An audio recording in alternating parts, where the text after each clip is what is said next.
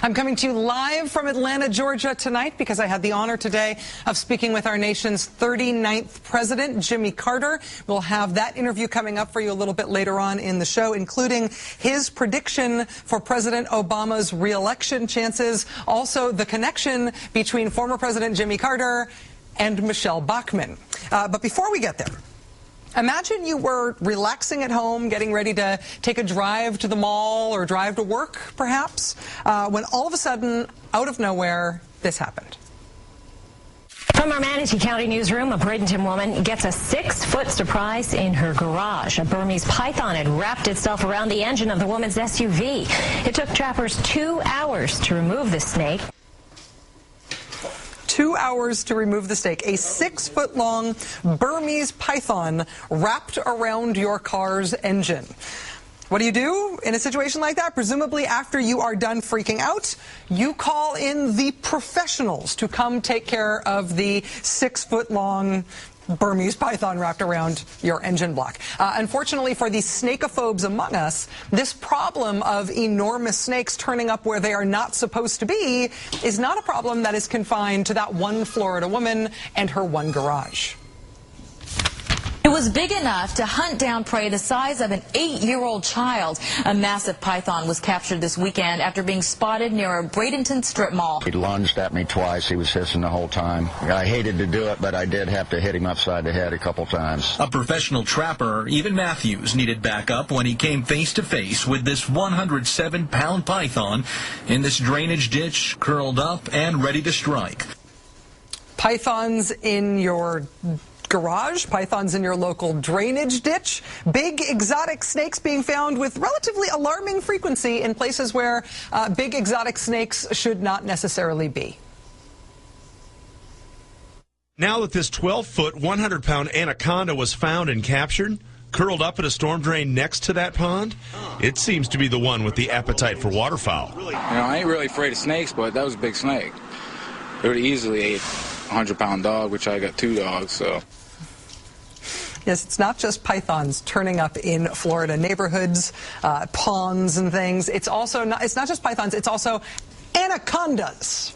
What you're looking at here is 3 police officers battling a 14.5-foot, 200-pound African rock python spotted near a Florida apartment complex. The African rock python is the largest snake in Africa. They eat stuff like goats, warthogs, and crocodiles, and they eat those things whole. So this is a job that exists in America now, wrangling exotic invasive species snakes, trapping snakes, removing snakes from places where snakes should not be. As you might imagine, it's not necessarily a safe job. According to the Humane Society, most of the people who have been killed recently in the United States by reticulated and Burmese pythons have been adults who have experience handling giant reptiles. But still, it is a job nonetheless. And one of the reasons that job exists is because those snakes are being imported to the United States. They are being shipped in, bought and sold, and even bred right here in America, which I guess means that that could also be your job. You could be the person whose job it is to get this anaconda pregnant. Congratulations, it's a zillion baby anacondas. I mention all of this because yesterday in the Republican-controlled United States House of Representatives, the Republicans called in a snake breeder to testify against plans by the Obama administration to make invasive species giant foreign snakes more difficult to import into this country.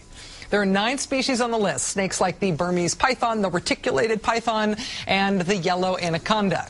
Under something called the Lacey Act, the Interior Department is supposed to regulate importing and interstate sale of species determined to be injurious to humans, to the interests of agriculture, to horticulture or forestry, or to the welfare and survival of wildlife resources of the United States. This is what they're supposed to be doing. And they're not saying that you can't have a yellow anaconda pet anymore.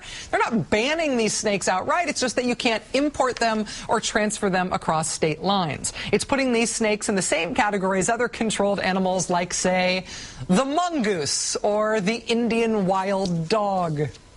The Republican Snakes on a Plane hearing made national news this week when Democratic Congressman Jerry Connolly of Virginia started publicizing the Snakes on a Plane hearing, mocking the Republicans first on their big idea that liberating the anacondas from onerous regulations is somehow a good idea. If only regulations like this went away, then the business climate in America would be awesome. In Congressman Connolly's words, quote, "If regulations and economic growth were inversely related, then sub-Saharan Africa would have the most productive economy on earth." Good point. Mr. Connolly is also drawing attention to the Snakes on a Plane hearing as a way of pointing out that the Republicans are not really working on jobs right now in Congress. They are instead working on stuff like this and calling it jobs. And while I'm sure it is a cool perk of being a congressman that you can have the snake breeding guy with the amazing hair in your hearing room, that is, in fact, what the Republican-controlled House is convening hearings about right now, while the president, on the other hand, is touring the country promoting his $450 billion comprehensive jobs legislation. So far, the response from the House Republican leadership to the president's big jobs proposal has not taken the form of legislative action or hearings like the ones they held on the snake guy. It's rather taken the form of speeches, like the one House Speaker John Boehner gave today, where he derided the United States Senate as if the Senate is the place where they are really working, as that the Senates are not the ones working on jobs, while the House is. The Senate hasn't been doing anything, and the House, well, the House has really just been Johnny on the spot. The United States Senate needs to act too. The Senate can't sit idle on jobs in the budget. Yeah, not when the House is doing so much work on liberating the anacondas. John Boehner's speech on the economy today took a few remarkable turns. For example, there was this line. Another thing we can do in this area would be in the area of transportation and infrastructure. I'm not opposed to responsible spending to repair and improve our infrastructure. Awesome. John Boehner is for infrastructure spending. However, he says there's one condition attached to that. But if we want to do it in a way that truly supports long-term economic growth and job creation, let's link the next highway bill to an expansion of American-made energy production. John Boehner, Speaker of the House, is saying that in theory he likes infrastructure spending, but Republicans are only going to approve infrastructure spending if drill, baby, drill. What is the connection between infrastructure spending and drill, baby, drill? John Boehner has a theory about that. He says there is a, quote, natural link between the two. Listen. As we develop new sources of American energy, we're going to need modern infrastructure to bring that energy to market. That's the link, which I guess means oil tankers can't get through if the bridges have collapsed into the water. What is the connection between drill, baby, drill and infrastructure spending? Why are these things naturally connected? Speaker Boehner also said today, coming off a debt ceiling fight in which Republicans walked away from the table too many times to count, that, quote, politicians of all stripes can leave the my way or the highway philosophy behind.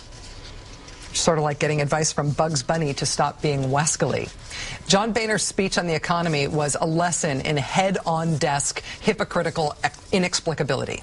But because President Obama belongs to something called the Democratic Party, President Obama is also dealing with headwinds on his jobs proposal from his own side of the aisle.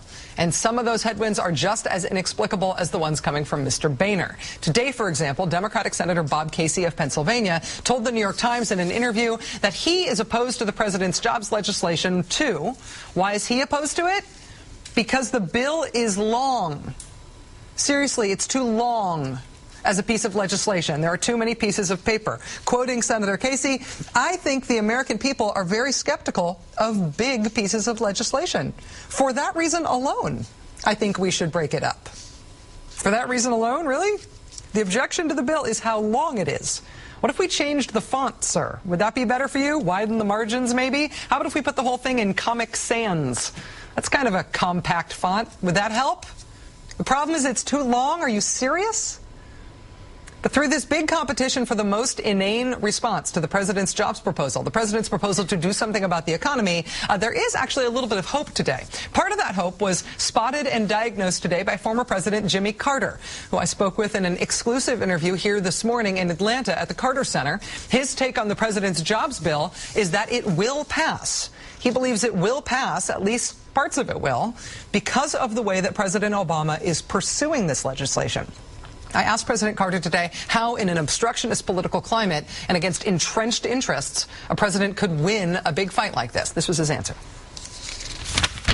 The only way to do that, if there is a way, is to draft what the president thinks is a right proposal, and then completely override the Congress in taking that proposal to the people directly, and use a powerful influence, the bully pulpit of the White House to prevail, if you can prevail. And I think reluctantly, and maybe not too late, but quite late, President Obama has learned that. For the first time, with his jobs proposal, that was drafted in the White House, and he made the proposal to Congress in a very effective speech, one of his best ones, and now he's taken his case to the public to say, okay, this is what I propose, this is what the Congress is likely to do. Choose between me and the Congress in the upcoming election in 2012. We will have more on President Carter and his surprisingly optimistic assessment of how President Obama is doing right now politically, also his rather harsh words for the religious right, and his pick for who should win the Republican nomination. That is all coming up this hour. But President Carter's assessment there that President Obama will get his jobs bill passed because of the way he's pursuing it in this barnstorming tour he's doing across the country about it, President Carter sees that as a positive, both for Mr. Obama politically, but also for the country, for the economy, if the jobs bill passes. The other ray of hope was something that was tucked into House Speaker John Boehner's aforementioned rather remarkable speech today. Listen to this. Tax reform should include closing loopholes, not for the purposes of bringing more money to the government, but because it's the right thing to do and it's the fair thing to do. Tax reform should include closing loopholes. Okay, what exactly counts as a loophole to Speaker John Boehner? What President Obama's been proposing is stuff like no more tax subsidies for big oil companies. That's not the oil companies' tax rate. That is a loophole through which they get taxpayer money. How about the tax subsidy for corporate jets? That's a loophole. How about the individual deductions on income that only rich people earn, that only rich people claim? Those are loopholes. Can those all be closed? Because those are many of the pay-fors that President Obama has been proposing for his jobs plan that Republicans, at least before today, were making lots of noises about rejecting out of hand. For all that was astonishing and at times laugh-out-loud funny about John Boehner's economy speech today, is there actually a ray of hope here? Is he doing what Jimmy Carter said today that Republicans would end up doing about this, which is that